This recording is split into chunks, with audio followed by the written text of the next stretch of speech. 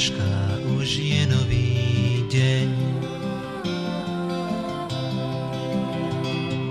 Nie je to rozprávočka, čo rieknuť ti chcem.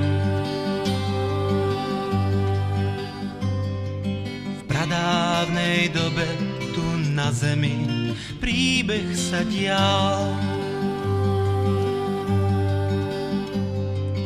Počúvaj pozorne tíško, o všetkom premýšľaj.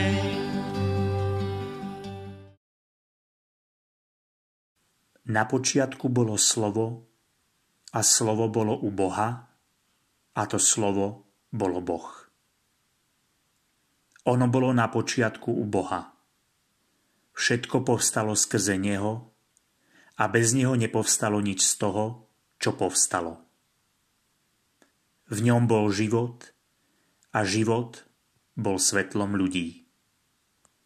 A svetlo v tmách svieti a tmy ho neprijali. Bol človek, ktorého poslal Boh. Volal sa Ján. Prišiel ako svedok vydať svedectvo o svetle, aby skrze neho všetci uverili. On sám nebol svetlo. Prišiel iba vydať svedectvo o svetle.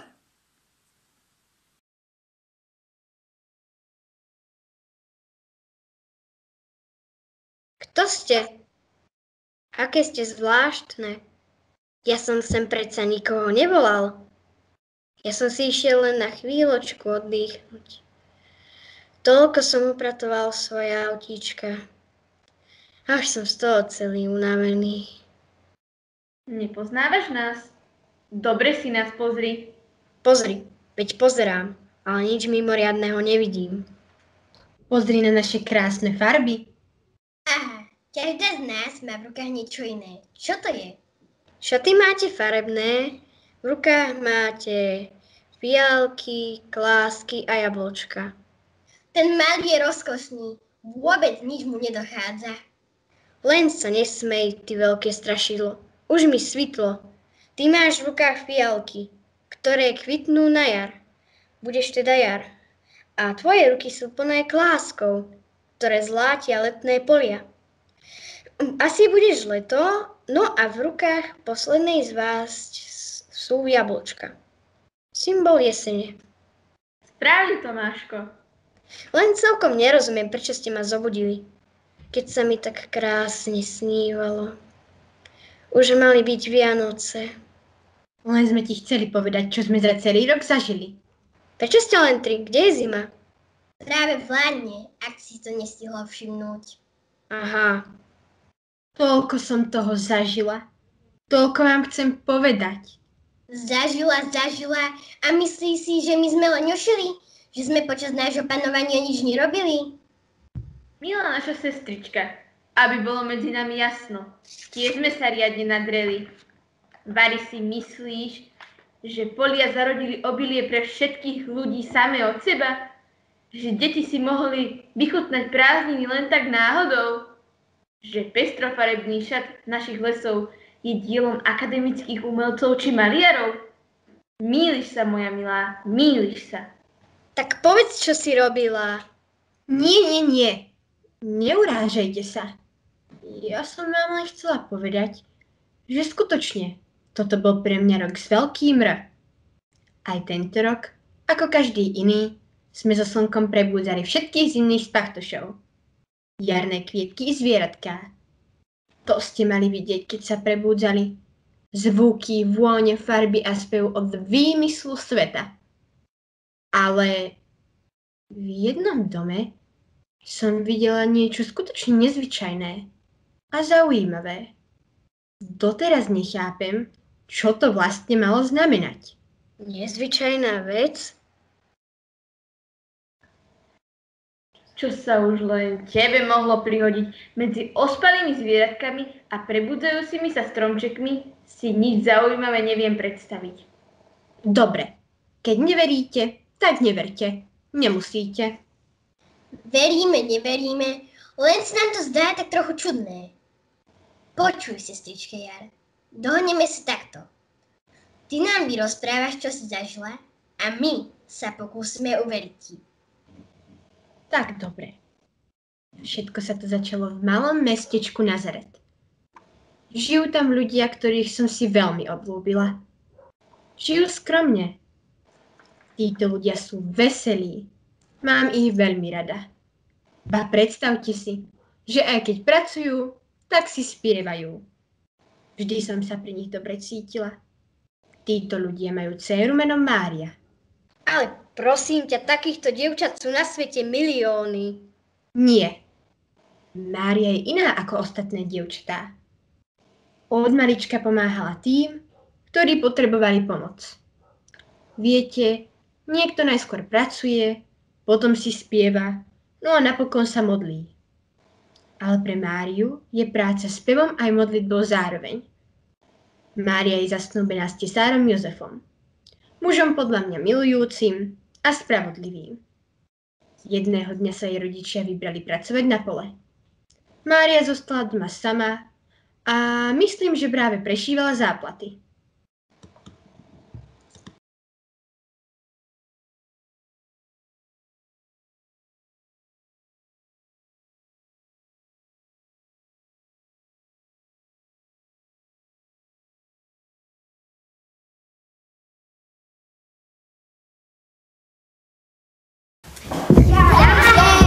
Nehádajte sa, pôjde ten, koho určí vyčítanka. Ten píčky, dva špendlíčky, vyleteli z električky. Baba sa ich zlakla, na kolena padla, ten, a ty ideš rovno k nej. Tak ja to dojdem. Dávaj si pozor, nie že to popodieš. No neboj sa, povedz mi to.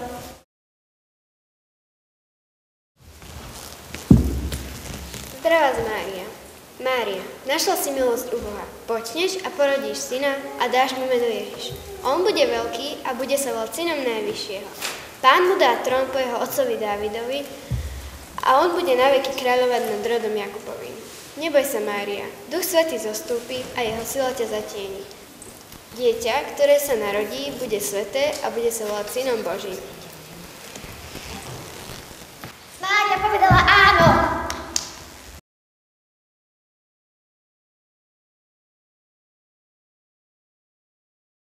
Teraz mi je už všetko jasné. Čo ti jasné? Teraz budem príbehu pokračovať ja. Ty? A v tomto príbehu? Ako si nerozumiem. A ja som so záľubou hľadila na túto rodinu. Všetko sa vtedy zelenilo. Ovce sa popásali na šťavnatej tráve, obilie sa vlnilo na poliach, včielky úslovne zbierali per. Iba v Jozefovej dielni bolo akosi smutno. Je tesár. Šikovný majster, ktorého ľudia majú radi pre jeho skromnosť, pracovitosť a rozvahu. Nevidela som nikoho, že by od neho odchádzal namrzený. Práve naopak. Každý si pochvaľoval jeho dobre vykonanú prácu. Ale v tom čase bol Jozef veľmi smutný, čo si ho trápilo. Neskôr som sa dozvedela, že sa má ženiť s panou menom Mária.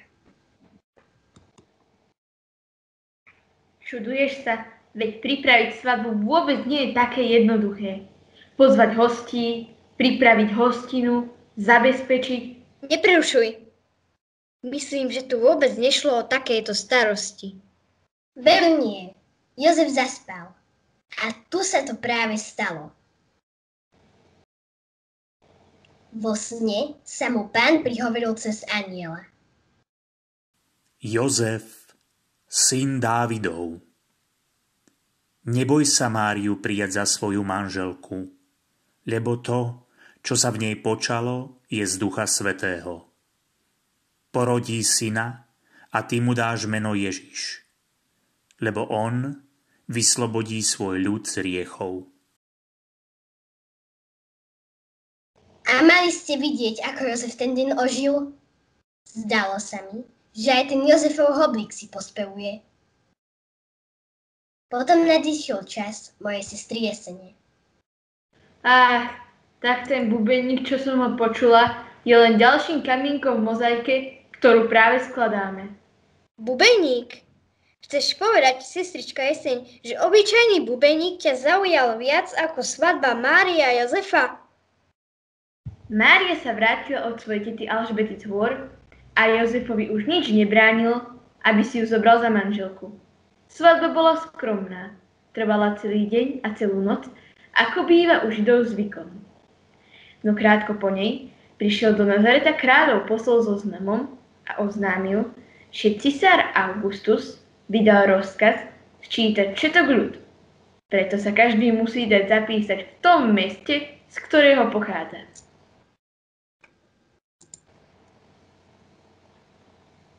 Pekné zakončenie svadby. Len čo je pravda. A ani sa nestihli naši hrdinovia spamätať a už sa museli vydať na ďalekú cestu. Úbohá Mária, len takto krátko pred narodením svojho prvého dieťatka musela ísť tak ďaleko a dokonca na Somárikovom chrbte. Máš pravdu, sestrička. A bola by som veľmi zvedavá, ako sa im vodilo a či šťastne dorazili. Ale v tomto čase už prebrala žezlo naša sestra Zima. Ukážem vám, čo ste ešte nikdy nevideli. Veľký král sa narodil. Rýchlo, poďte. Aký král? Čo za kráľa? Počkaj. Pekne pomaly a pokojne. Čo nám chceš povedať, milá moja?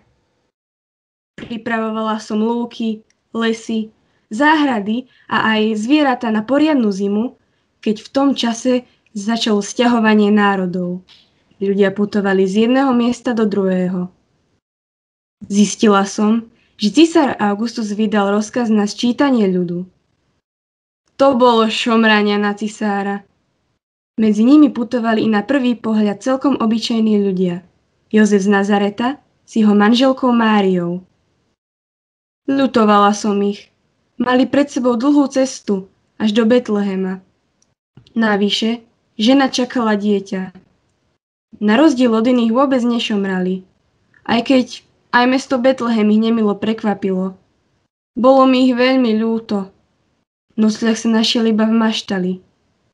Hoci boli veľmi unavení, neponosovali sa. Lež chválili Boha za všetko, čo im dal. Boli naplnení akýmsi tajomným pokojom, ako by očakávali niečo nezvyčajné. No a to je práve to, prečo vás volám. O polnoci sa rozžiarila neznáma hviezda a krajom sa niesol anielský spev. Nečakané svetlo vyľakalo pastierov, ktorí ležali pri stádach.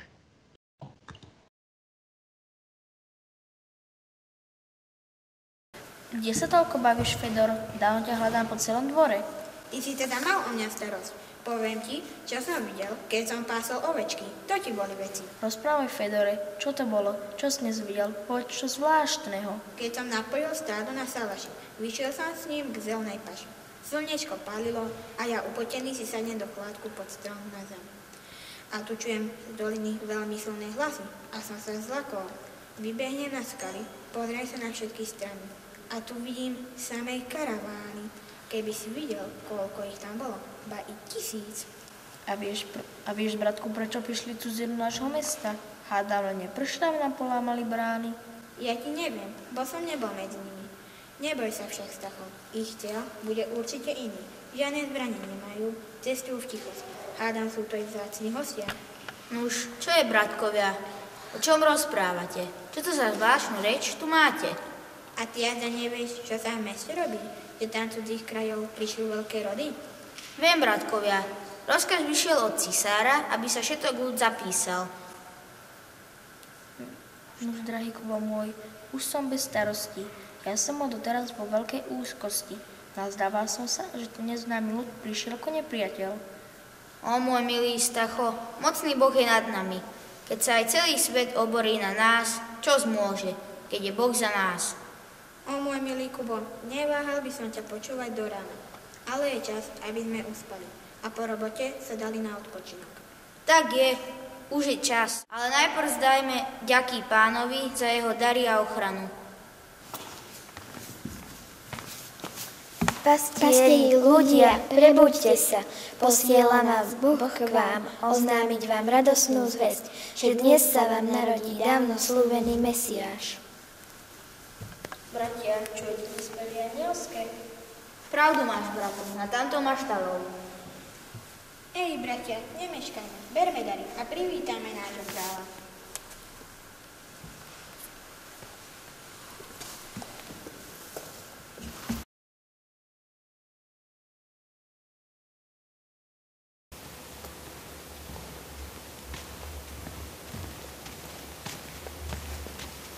Pozrite, tam pacholiatko malé, jak aniel zvestoval, v jasliach na slame, len teda synkovia, pristúpte blíž k nemu, učinte poklonu a vzdávajte česť jemu.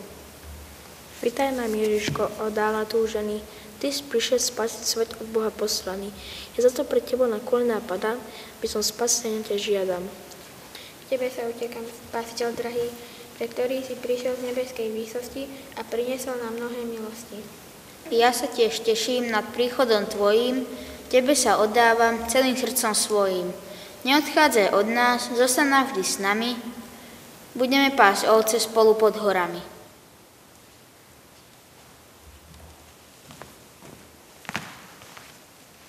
No poď, Tomáško, poď pozdraviť Ježiška aj ty. Ježiško maličký, čože ti dám? Ťažké je vyberať, keď málo mám. Srdce ti darujem, láska je v ňom, dávam ti v ochranu celý náš dom. Požehnaj, Ježiško, i celý svet, lásky nech bratskej už rozkvitne kvet. Všetky nech národy velebia ťa, ochráň a žehnaj nás, Božie dieťa. Pravé svetlo, ktoré osvecuje každého človeka, prišlo na svet. Prišiel do svojho vlastného a vlastní ho neprijali. Ale tým, ktorí ho prijali, dal moc stať sa Božími deťmi. A slovo sa telom stalo a prebývalo medzi nami. A my sme uvideli jeho slávu, akú má od Otca jednorodený syn, plný milosti a pravdy.